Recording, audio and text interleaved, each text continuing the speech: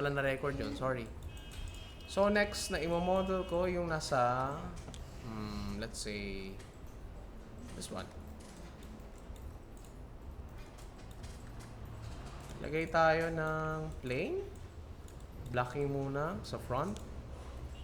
And one, okay. Hindi nyo kailangan kunin yung smallest detail kasi baka matagalan kayo. Keep it simple muna.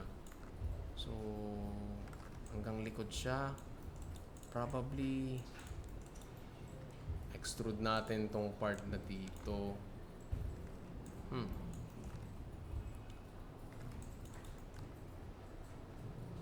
I see. So,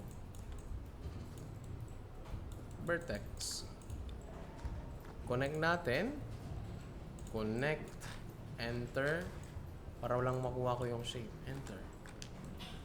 Edge. Dito. Di-detach ko lang. So, may bagang tool akong ituturo which is yung detach. So, yung inner face kasi nung damit, kailangan nyo yan i-delete. Hindi naman niya nakikita eh. So, delete natin yung face. Like, sample, ito. Iisa-isahin nyo siya. So, unahin natin yung outer. Kasi excess polygon siya kapag nag-rig kayo. Mas better kapag yung loob is i-delete nyo. Delete.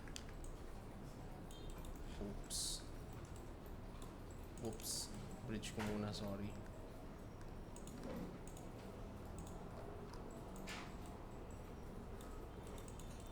And delete. Delete. And double click, delete. Kasi kita ba siya? Hindi naman siya may kita sa loob eh. Yung faces. Yun yung sense nun. Kaya ako siya dinelete. And continue tayo sa modeling ng part na to. Delete natin to. Sir, okay lang ba may triangle? Yung clothes. Clothes naman yan, so okay lang, go. May triangle siya. Vertex. Merge natin to center. Kasi meron siyang detail like this. Pero hindi ko nakokopyahin ng accurate.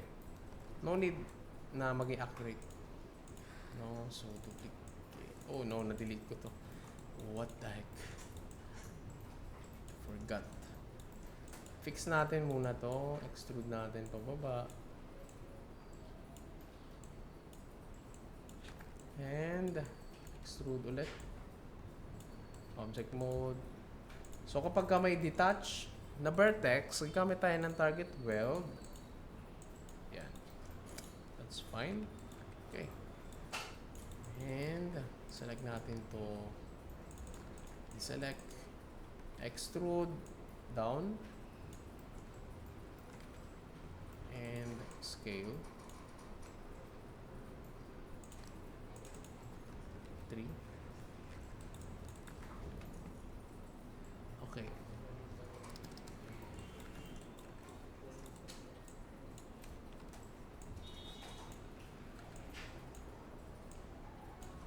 Okay. No need to be fancy naman, okay? Yung kaya nyo lang.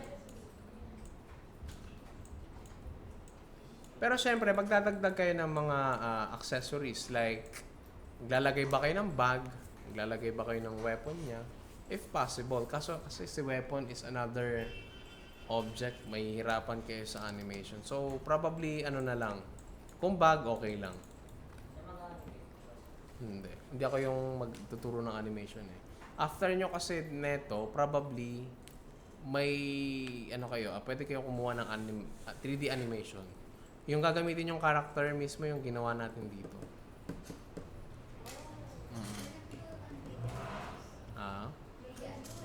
Ano? Hindi. 2D ako eh. Pero marunong ako mag 3D animation. Ayoko lang magturo. Ayoko lang muna. Hindi ako ganun ka-confident dito sa 3D kasi. Iba kasi ang concept ng 3D sa 2D. 2D madali lang eh. 3D kasi napaka-technical. Ang daming ginagamit na tool.